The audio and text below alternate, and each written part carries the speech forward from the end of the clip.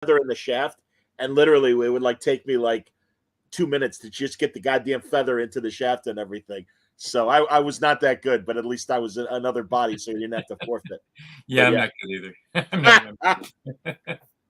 It's funny how that's come around again, because this was the early '80s that I Mhm. was playing with him, and I mean, God, and I know downtown Chicago, they have dart leagues back and everything. And also, I don't know about you, do you ever watch on Fox Sports Net or like ESPN2 when they show, or even BBC America shows competitive darts? Really? No, I haven't seen that. It's hilarious. It's because I mean, again, this is obviously a pub sport, Right. and a lot of times I don't know why, but the ones I'd see on Fox, it would be live from Dusseldorf, Germany, and it's got to be in some beer hall somewhere, Oh yeah, and yeah. the guy doing the play-by-play, if they hit three triple 20s, that's a maxim. I had no idea until watching televised darts, but Wow. I am fascinated by it. You remember in Kingpin when Randy Quaid goes, God, it's really, and I'm awestruck being in front of all these amazing athletes, and it's all these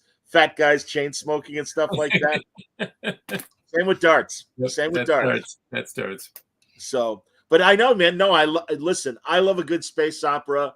I think it's great when it's straight up, and I think it's great when it's a parody. And this is terrific, man. I really enjoyed it. Oh, thank you. Thank you. Yeah, it was this is actually a little I've been writing a lot of humor lately, but this one's a little it's a little more arch. It's almost farce. And that's tricky because that can sort of tip over and go too far.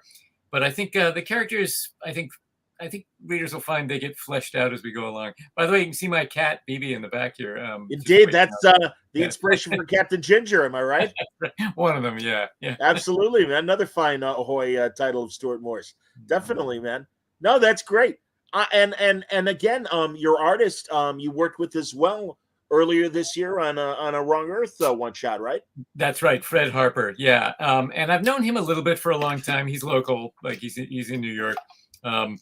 We we had a fun little brewery crawl a couple of weeks ago. Just he just came out my way, and we did that for a while. But yeah, he's very versatile. He did the book Snelson for Ahoy last year. Yes, And, that was a very different kind of book. But it turned out he'd always wanted to do a space opera. He wanted to do a big full-on space adventure, and he got really into designing it. He got very into the look of the costumes, the ships. Everything. Like he was getting to the point where it was making me feel stupid. He's like, "Why? Well, how do they communicate? Maybe it's built into their costumes." I'm like, I don't know, but he figured most of it out, so that was good. it's a lot of fun, and really, man, I'm so glad Ahoy is out there. Thank you. Because Yeah. really, I think their books deliver, and I mean, guys like yourself, and of course Tom Pyre and Mark Russell, and everybody over there. I just think everybody's killing it. The little old ladies that were basically fighting supernatural Yeah, Ash and evil. Thorn. That was a lovely book. I actually acquired that book. That was one of the few books. I haven't really done any editing at Ahoy. I do some I was going to publishing ask. operations work and Yeah. stuff. But at one point, I was going to edit a couple of books, and I acquired that book, and then I had to pass it along because I took over all this other stuff. But yeah, I really like that title. So what is your beyond writing for Ahoy? What else are you doing business wise? I call myself ops because it sounds like I'm walking away from a burning car or something, but basically it's a freelance position. It's nowhere near full time, but but what I do is I keep track of the schedules. I work with the distributors. We have a young woman who does some of the marketing, works with Simon and Schuster now that Ahoy is distributed by them to the Great. bookstore. But I sort of coordinate all of that, and I'm kind of like the hub at the end of the basically because I'm the organized one. It just worked out that way. Well, again, that's why you were a good editor as well.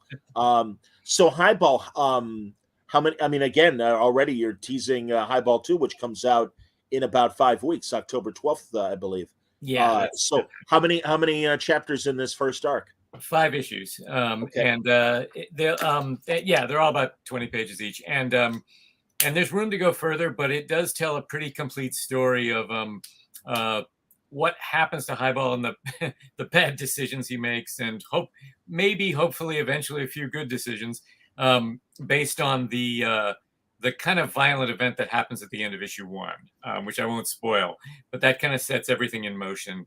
But the issues also, like issues 2 and 3, are fairly self-contained. Okay. I wanted it to be episodic like that. I wanted it to sort of, each one of them concentrate on a different sort of section of the universe, and so sort of gradually unfold this world that he lives in. And then issues 4 and 5 are kind of a full-on conclusion that take it to the end. Okay. Truly, I'm glad that Ahoy does one-shots and does long form as well.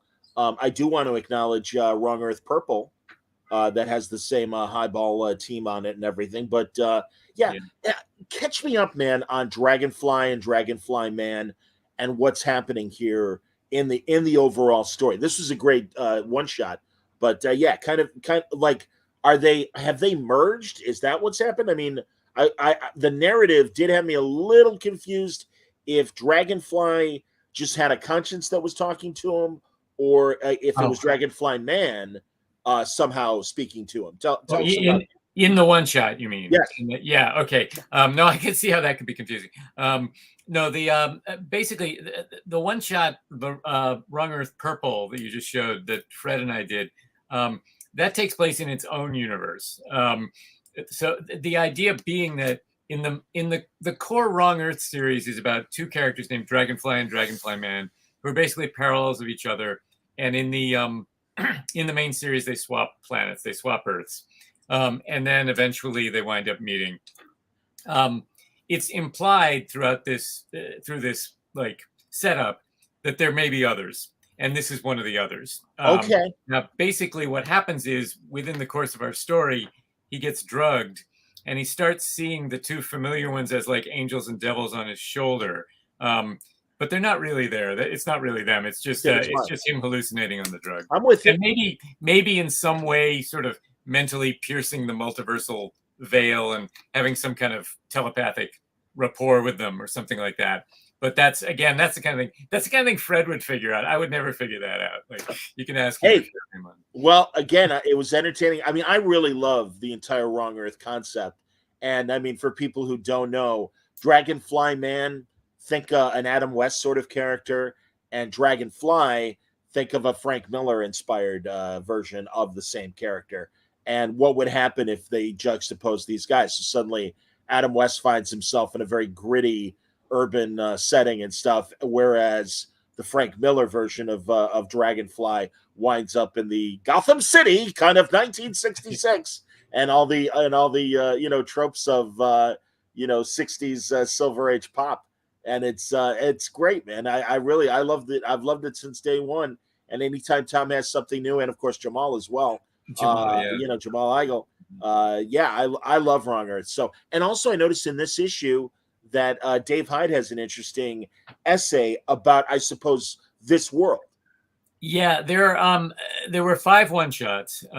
Gail Simone wrote one, Mark Russell did one, Mark Waid, and Tom wrote one. And in each of them, David Hyde has a column in the back of cocktail recipes, but they tend to be tailored as if they're and written as if they were written on the world in question, especially in the books like mine that take place on one specific, slightly unfamiliar world. Gail's had a sort of a slightly Riverdale-ish world going on too, and David took advantage of that as well. But yeah, basically, each one of the one shots has it's a page of cocktail recipes of one kind or another that are themed to whatever's going on in the book. And are the one shots, have they already been collected, or are they going to be collected? They are going to be collected, and I probably have a spreadsheet here that would tell me when. October 12th, same date as Highball #2. Outstanding, man. That's great. Very cool. Like I said, man, I love a lot of Ahoy's titles, and I mean, God, Edgar Allan Poe, Snifter of Terror, all that stuff. And really, again, you're tapping the right people. Well, thank you. Yeah, it's a really nice operation. Like, it's a lean staff, but everyone really knows what they're doing, and things just happen in a way that I mean, there's a real excitement to working with the big companies and the resources and the reach you get and the characters you get to play with, obviously. But but there's nothing quite like this. Like, this is just a well-oiled machine. It just all seems to work. So it's been good for me anyway. Well, honestly, man, really, I love the titles, and also, look, I love kid humor books, and I mean, Art and Franco, my buddies, really know how to do it well, and just had Chris Iliopoulos and his wonderful work that he and Brad Meltzer have been doing, but also, there's room for adult humor, and I don't mean R-rated adult humor, I mean adult parody satire, and I'm really glad that Ahoy has picked up the mantle, and truly, ever since its inception, I've been a fan. So I really appreciate what you guys are doing. And again, you got the right people doing it. So that's really cool. I also know that you've been very active as well, adapting a lot of comic book stories and turning them into novels. And I want to acknowledge a couple of them. Here's one from, was that last year or 2 years ago? Thanos Death Sentence. That was 2018, I think, or 2019. Really? That's an original novel. Yeah. Yeah. Okay. And that's that. God, I'm glad you said that, Stuart, because you've adapted Civil War, right, and a couple other stories, and I'm going to show another one in a second. But tell me about Thanos. I'm glad I thought it might be an original story. Yeah, Thanos. That is one of my favorites, and that one came about. Someone else was supposed to write a Thanos novel, and had to back out.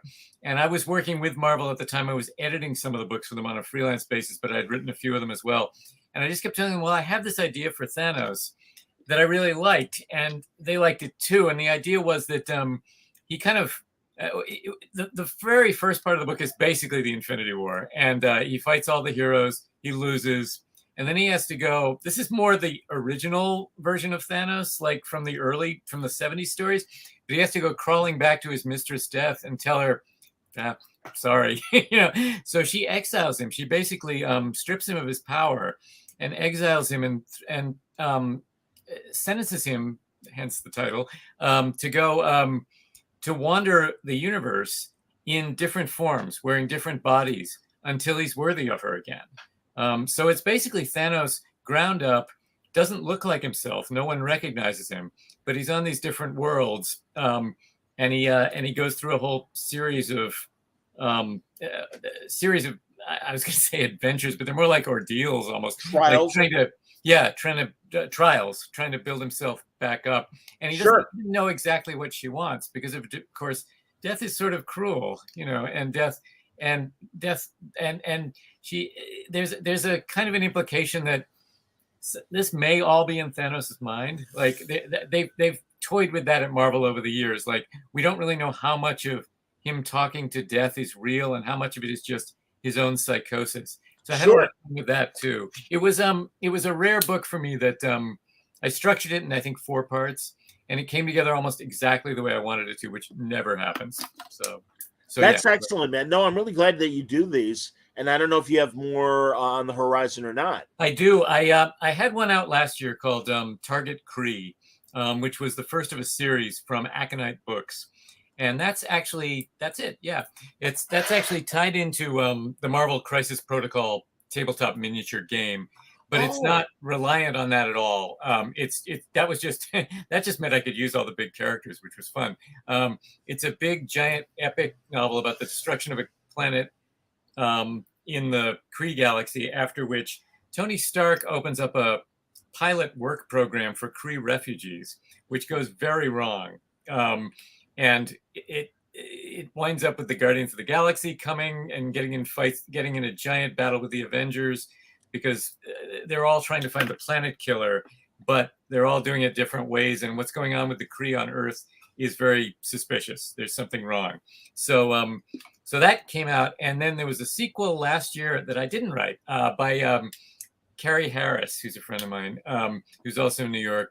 That was called the Shadow Avengers, and that picked up on a team I introduced at the end of that book of Target Kree. And now I'm writing the 3rd one, which will be called Into the Dark Dimension.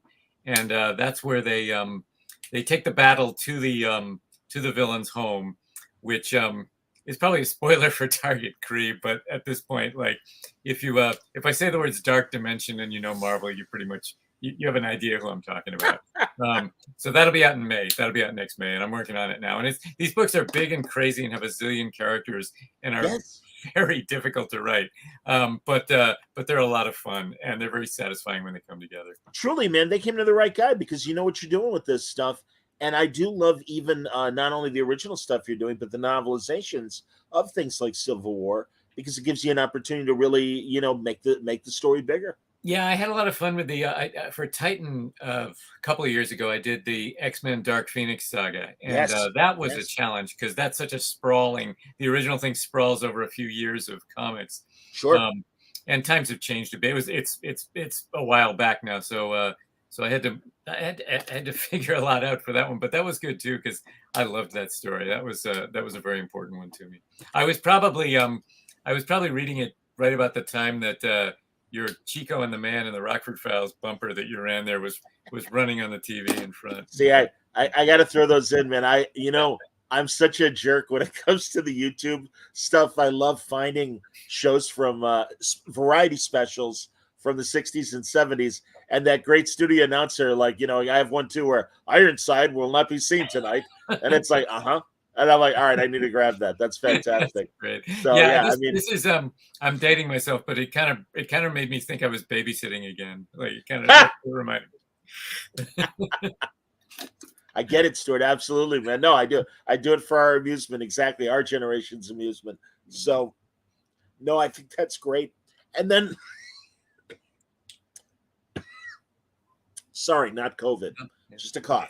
But also, you've been adapting some stuff for DC as well, and this came out a couple of years ago. Batman Nightwalker. Yeah, that was one of the early ones in the Batman. I guess it was the Ink imprint. They were changing around the nomenclature, but the young adult books, and that was based on a novel by Marie Lu, a young Batman novel. It's about Bruce Wayne at, I guess he's 18. Yeah, it starts on his 18th birthday when he inherits the fortune, basically, and there's a gang in Gotham City, and for a reason, Bruce manages to get himself in trouble.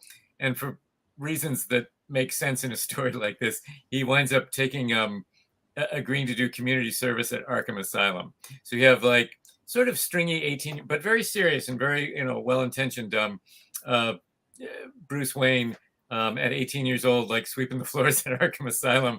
And there's something going on there with that girl you see at the bottom of the screen who's about his age. That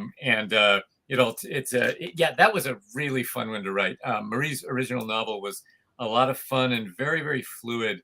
And they gave me enough pages. Like that was just a really nice, and Chris Wildgoose is a brilliant artist. His stuff was beautiful. So yeah, that all came together. I've had the opportunity to talk to artists like Isaac Goodart that did a few books that. And Mike Morisi did the writing for one of these ink graphic novels. And yeah, this is kind of a reverse of what we were just talking about. This is a graphic novel based on Marie's novel, as opposed to your novelizations of Dark Phoenix, Civil War, and the like. So it's good that you're, again, we're always happy to see your graphic novel work as much as we are, your prose work. So very cool, man. I know you've been busy, and I'm glad. Regarding the novelizations, one of my favorite panels at San Diego Comic-Con, I didn't go this year, but when they do the adapted media stuff, do you ever get nominated for that stuff or anything? Are you part of that clique? When you're talking about nominations for the Scribe Awards, or what's the name of the award? There's an award called the Scribe Awards that's for like prose novelizations. Yeah. No, I haven't been nominated yet. Too bad, man. But yeah, I have been paying attention to that. I don't know. I don't know if I need to lobby more or something. But no, and I mean, a lot of familiar names are there. John Mayberry and Marv Wolfman, of course. Max Collins. Yeah. So no, whenever I see any sort of adapted or novelization and stuff, I think of people like you. So, that's nice. Ed Kiddo says, "Yay for Ahoy!" Absolutely. Oh, hey Ed. We agree. We absolutely agree. Definitely, man. No, you're killing it, Stuart. I'm so glad. What else is on the docket as far as things you can talk about, whether it's comics or novels? Highball's been taking up a lot of my time, and actually the Marvel novel, the new one, is taking up most of my time right now. There will be a little more. There will be some more Captain Ginger, where June Brigman is drawing it now. Oh, that's so great. Yeah, that's really nice. I'm looking over at my bulletin board to see what I'm doing because I can't remember. Other than that, it's just some. There's an original novel I'm working on the side. It's Good. it's about the comics industry. Cool. And then everything else is just stuff I'm sort of either I'm starting up on the side or people are talking to me about that's just getting bubbling. The Marvel novels I've been doing for Aconite the last few years, I have found, like I said, they take up a lot of my time. And Ahoy is, for me, like the administrative stuff also takes up some time. So I don't have quite as many like little tiny rolling projects as I used to. I did a story for AWA earlier this year for their ETER anthology, and I'm talking to them about something else right now. So I'm hoping that'll come together. That's terrific, man. Honestly, I really am glad that AWA, Ahoy, Aftershock, one of my sponsors, everyone is finding their niche in the big world. And again, I'm all for a good superhero story, but and as much as I love Wrong Earth and some of the other superhero efforts that have come from Ahoy and these other companies, there's room for other genres. And I think, and Ahoy's killing it in the humor area. Yeah, and I agree with you. And I've been, just the last few years, it's been great to see all the kind of initiatives coming up around comics, like the Substack thing, Zest World now. There's just a lot of stuff like that going on, and it's, if nothing else, I'm encouraged people still seem to want to pour money into comics because that's important. We need to keep renewing that. We need to keep things moving. What do you think of?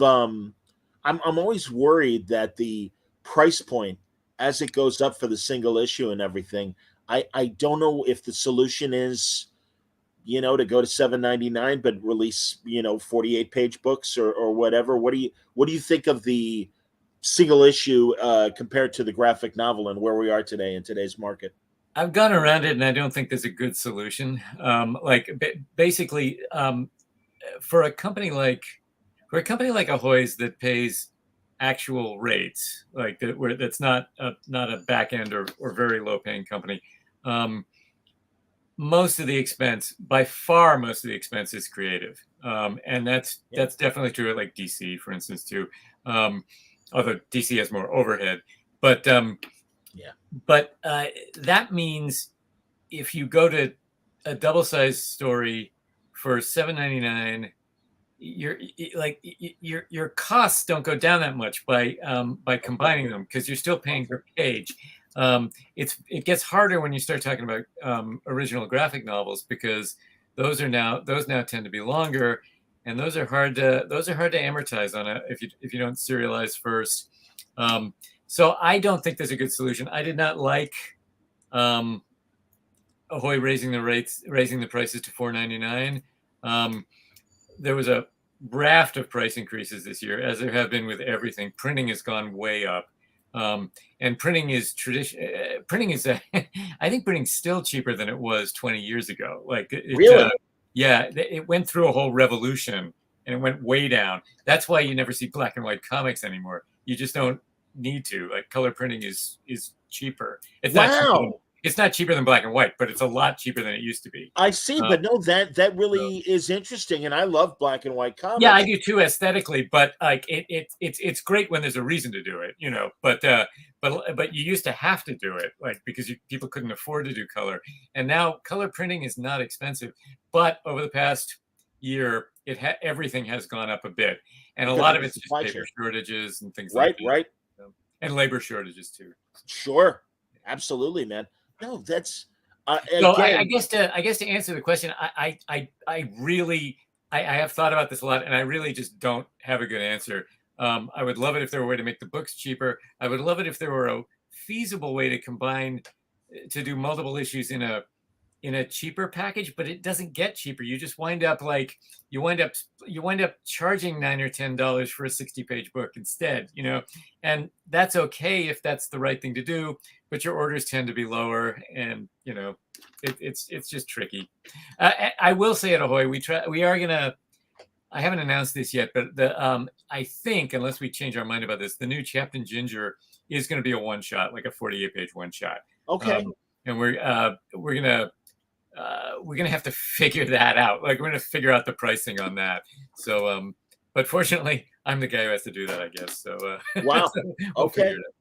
Hey man, and I've always wondered too. I appreciate the upgrade in paper, but would going back to old fashioned news rag that would make a difference as far as printing costs? Um, before before the pandemic, before shortages, Yeah.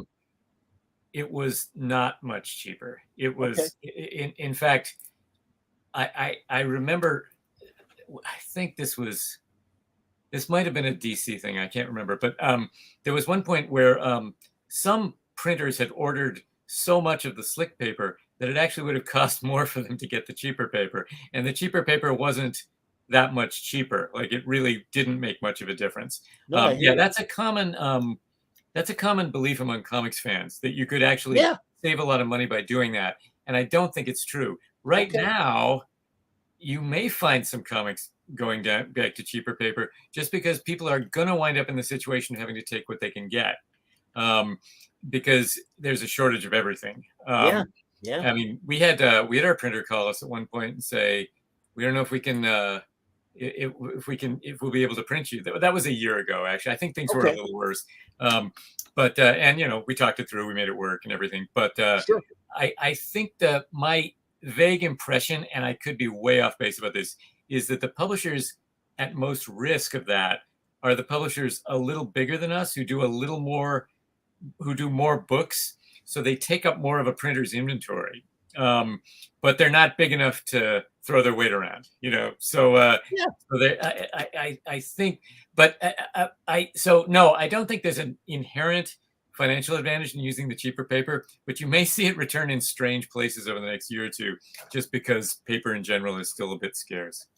Stuart, seriously, first of all, thank you because I am one of these laymen that is like, well, why not?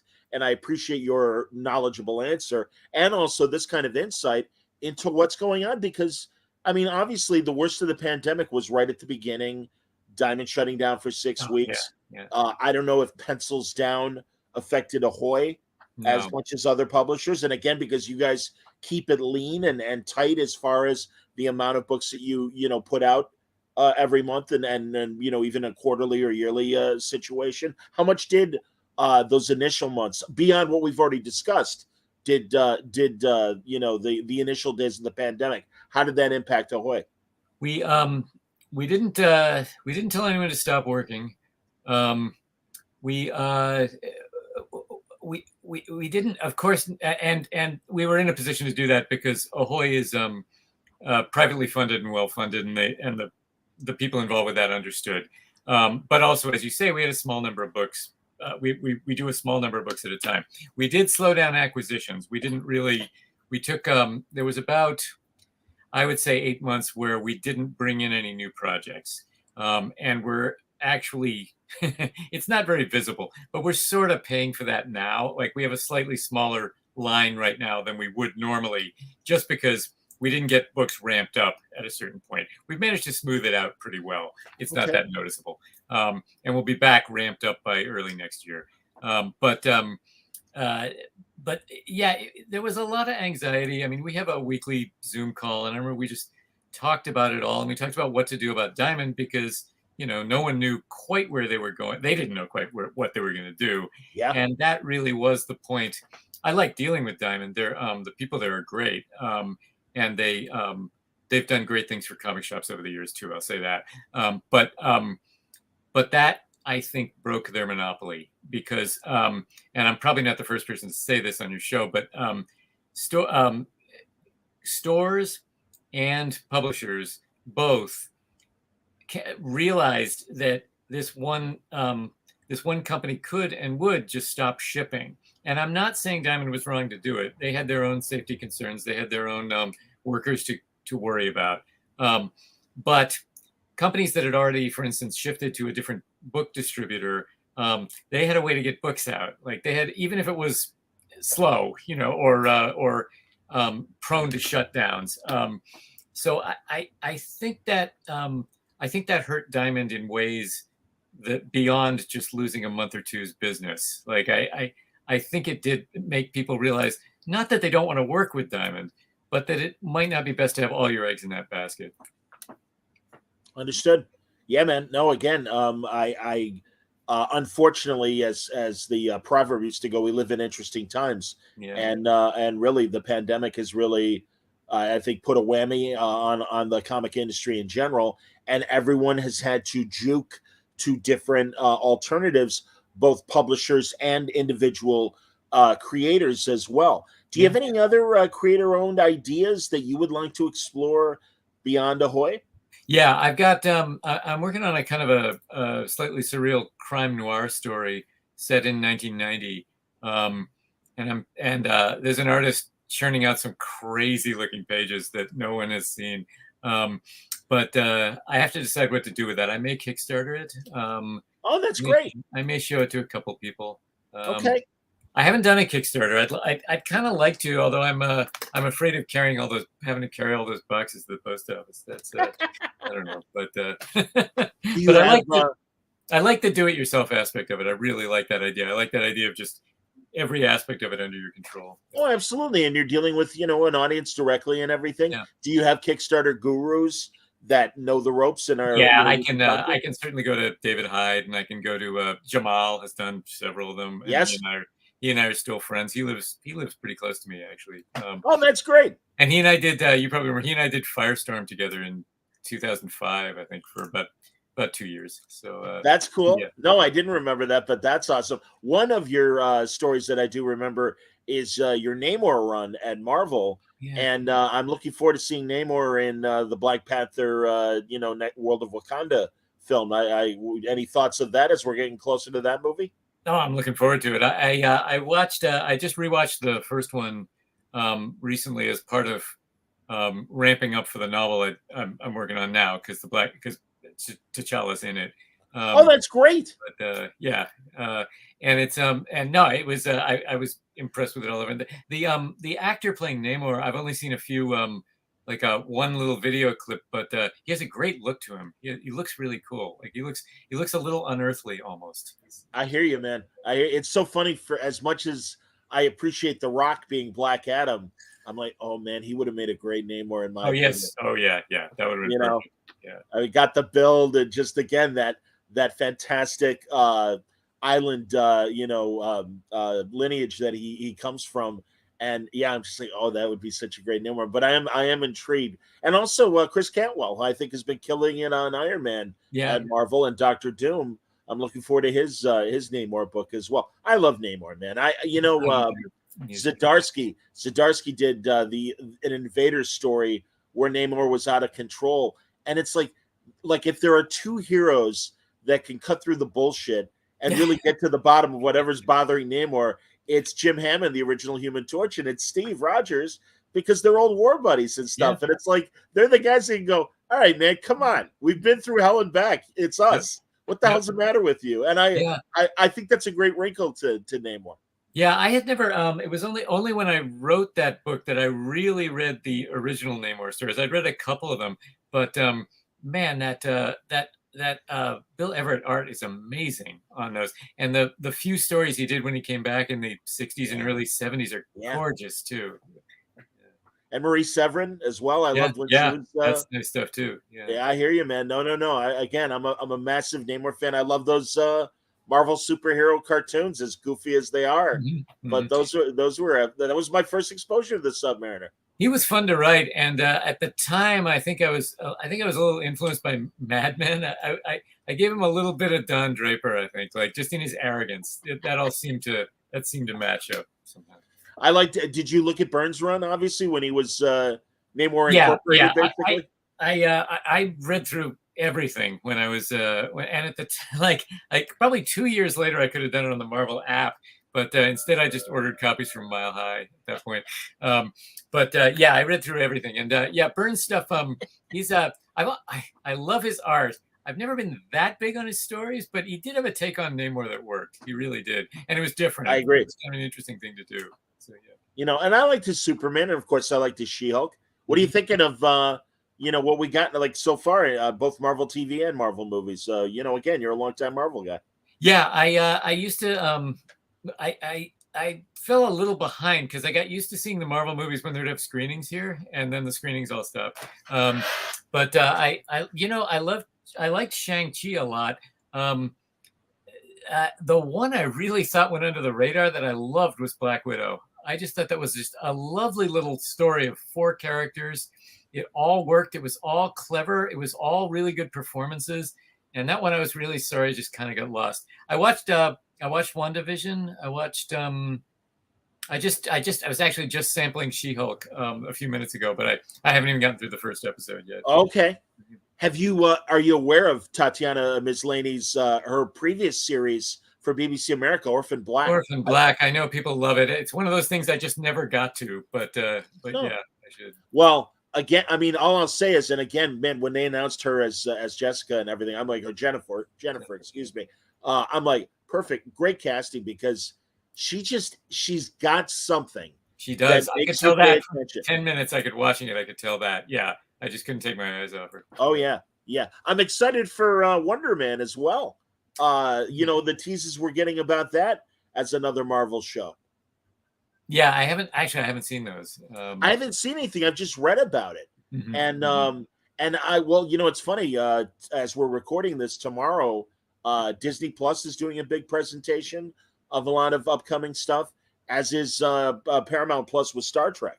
All right, yeah. So I'm looking forward to all of that and stuff. Yeah. Have you ever I'm a big Trek fan, I have to admit. So. There you go, Stuart. We got to talk a minute or two about Star Trek. Have you ever had the chance to do any Star Trek comic writing or any sort of Star Trek writing? Yeah, I wrote. I think actually one of my first published stories was a short Voyager piece for Wildstorm, but I wrote a few one shots for IDW. I wrote one with Captain Pike and one featuring the Tribbles. I remember Andy Schmidt was editing the books at the time, and he said to me, like, they want me to do all these one shots about aliens. They want me to do one about the Tribbles. Isn't that ridiculous? And I said, I want to write the one about. Oh, that's great. So that was a lot of fun. I had them sort of going up against this bunch of Federation civilians, but also like the worst, like the Klingons who don't get sent to fight the Enterprise. The ones who are sort of sent to the corner of the galaxy. Their boots are all kind of worn, and they're just not. The Empire doesn't take care of them, doesn't care about them at all, and they just wind up with this ship full of Tribbles. Fantastic! That's great. Tell me about your Captain Pike story. It was obviously in some of this might be superseded by Strange New Worlds, but which I love, by the way. It's a great show. But it was kind of what I wanted to do was go back to what happened to him after The Cage, the original pilot, because I didn't kind of believe that it made a great story, but I didn't quite believe that a guy like that would shake off the trauma he had at the beginning of that story quite that easily. So it sort of deals with his relationship with everyone always wants to know about his relationship with number one, the character who's his first officer in there. But I was curious about the ensign, or the yeoman Colt. Colt, who's never really dealt with much. And so I sort of made it a parallel story of what happens to the two of them over the years and how they come together again after his accident and everything. So it was a little story about that. Wow! I showed the the disaster, the scarring. Oh, what puts him in the chair? Absolutely, man.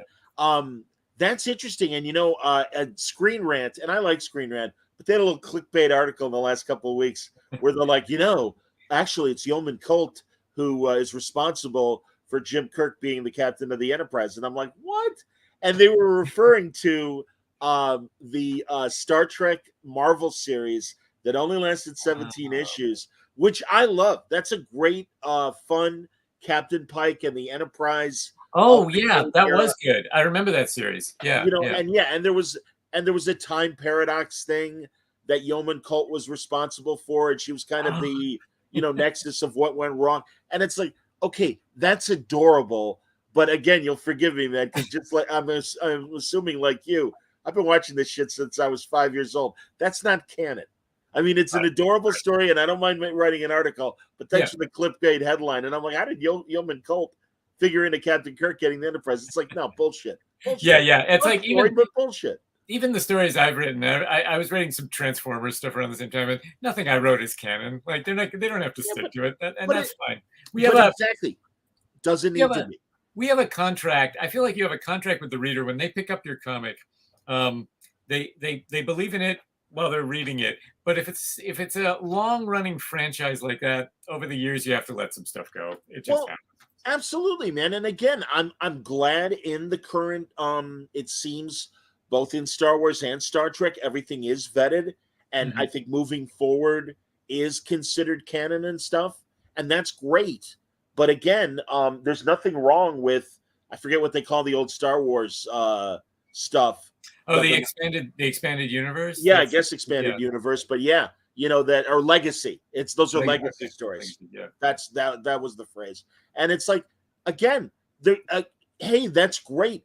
And we want you guys, the creators, to put as much effort into the licensed books and comics, because we want it to feel like, Star Trek and Star Wars. And I'll tell you, the one relationship I'm missing from Strange New Worlds is Pike and Dr. Boyce, because I love M'Benga, and I'm really glad they figured out a way to give more agency to the idea of M'Benga and everything. And I love the actor, and I'm thrilled they're going in that direction.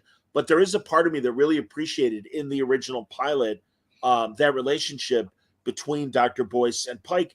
And again, the performances, I mean, he really only has that one scene, but John Hoyt as Dr. Boyce, you really get this mentorship, and it's different from Kirk and McCoy, and in a very good way, that it's like, no, this is the guy that Pike can really confide in and say, I'm burnt out. I don't know if I can do this anymore. And you bought it. Yeah, yeah. And you're right. It was a little different. And John Hoyt brought that. He was such a veteran actor by that point. Like he brought that sense of that weathered thing, sort of, where he's been around and he'd seen a lot of things, and Pike felt like he could go to him. Yeah, and again, Stuart, I'll say this as a guy in his late 50s and stuff. That seems to be the one bugaboo, that as much as we want representation and everything, it's like, don't forget about ageism. And again, I hope that in some capacity we'll see Dr. Boyce pop up, and there's some sort of reference of, I had to leave the Enterprise because of X, but I know it's in good hands with M'Benga. Because again, I just think Boyce is a great character that made an impact in the way that, unfortunately, Paul Fix as Dr. Piper in the first Kirk pilot, Where No Man Has Gone Before, that precedes McCoy. And it's like, you don't hear much about Dr. Piper, and it's like, no, you don't. They didn't give him much to to do in that pilot. So, my favorite part of the cage. That's not my favorite part of the cage. I'm kidding, but I love the There's a guy working in the transporter, who's got this gravel voice, and he's like this, and he sounds like he just walked off KP and occupied France or something. Like he's just like, he's straight. He's got this jumpsuit. He's like, he's not your fit Starfleet guy, like he's just a working soldier, and he's got this stupid transporter that won't work right. So yeah, I love him. I love that in guy. The cage, right? He's in like the blue jumpsuit. Yeah. I know what you're talking about. Hilarious, fantastic, man. What did you think of Paul Wesley as James Kirk in Strange New Worlds? I thought he was good. I didn't know. I didn't bring a lot to it. I thought I didn't bring a lot of expectations to it, I guess. Like I thought he hit everything, hit every mark. I'm interested to see what he'll do when he's playing a slightly different version of the character. But it was so much Pike's story that, like, they did a nice job of showing the two captains together, showing their differences without making one of them right and the other one wrong, and that was nice. But it was so much Pike's story that Kirk was sort of there, Yeah, well, and I'll be honest, Stuart, I'll gently disagree in terms of, I was hoping for more, and again, showing our ages, I'm like, I don't fault Paul Wesley for this. He said and did all the right things. He just didn't feel like Jim Kirk to me. And I mean, because I always say, and again, I don't need a William Shatner imitation, but what I do need is charisma and a sense of command. And while he said and did all the right things, I just didn't buy Paul Wesley's performance. And what I was hoping for more was almost, although not as bombastic, when Lloyd Bridges played Commander Kane in the original Galactica, and you had that fantastic two-parter. And yeah, I mean, well, there was a guy that disagreed with Lorne Greene with Commander Adama, and both felt they were right. And they were two strong characters. And like you said, it absolutely, this was Pike's story, and I realized that. But I would have liked to have seen a little more charisma and command from Jim Kirk. I get that, and I just remembered why I was kind of distracted about this, which was just by sheer coincidence. The week before that episode aired, and I didn't know anything about what was going to be on this episode. I had always heard that the original series episode "Balance of Terror," which this was in part a remake of, was based on a submarine warfare movie, the Enemy Below, and I'd never seen it, and I thought, I'll watch The Enemy Below. So I sat and watched The Enemy Below, and I thought, wow, they really did base it on that. And then I watched Balance of Terror again, and then 3 days later, this show turns up, and I was the only one who did his homework just completely by accident. I was completely up on it. So I'm like, wow, they really followed the episode closely. And yes, that is a lot like an aircraft carrier and a submarine. And so I think I was just distracted. No, but that's great, man. And I'll be honest, again, I don't mean to pick on the new show, but the Romulan commander compared to what Mark Leonard did in the Enemy, he didn't stand out in that episode. Yeah, he really didn't. It's a little, that was a little puzzling. But yeah, casting. What are you going to do? Yeah. And again, I mean, you can't get in these people's heads. But yeah, and seriously, that said. I love the first season of Strange New Worlds. It's the best new live action Star Trek we've gotten so far. I'm very interested to hear what announcements are going to come tomorrow. I'll be watching. I don't know what your afternoon is like, but they'll have my attention. I don't know either. Yeah. Well, again, the good news is Highball first issue out now. And again, next issue coming October 12th. At the same time, we'll get the collected one-shots of The Wrong Earth, which will feature Stuart's story Purple. And yeah, man, more Captain Ginger on the way. That's great. Yep. And also we'll get the final book on the Crisis Protocol series. Catch up, read Target Kree, and read the second book as well. So you're all set for that. And hey, man, keep killing it, because I'm really glad, Stuart, that Ahoy is a good fit for you. It's also good to hear that you've got these other projects in the works. And hey, man, if you do choose to do a Kickstarter for this 90s crime story, well, you got to come back and talk about it. Definitely. So, I'll take you up on that. Absolutely, man. No, as always, dude, really pleasure talking, and good luck with everything. And everybody, thanks a lot for watching tonight. Stuart, hang out, and I want to talk to you for a minute off the air. But tomorrow night, I'm sure a man that Stuart has had many a conversation with over the years, Matt Brady, formerly of Newsarama, now with it's Reed's. Shame on me, everybody. It's Reed's new comic nerd news website. That Chris Arant is over there, and Ashley Robinson is over there, and Matt is over there. So we're going to talk about that and a whole lot more tomorrow night on Word Balloon Live, same time, same station. But thanks a lot, everybody, for watching. Everybody, stay safe, stay happy, stay healthy.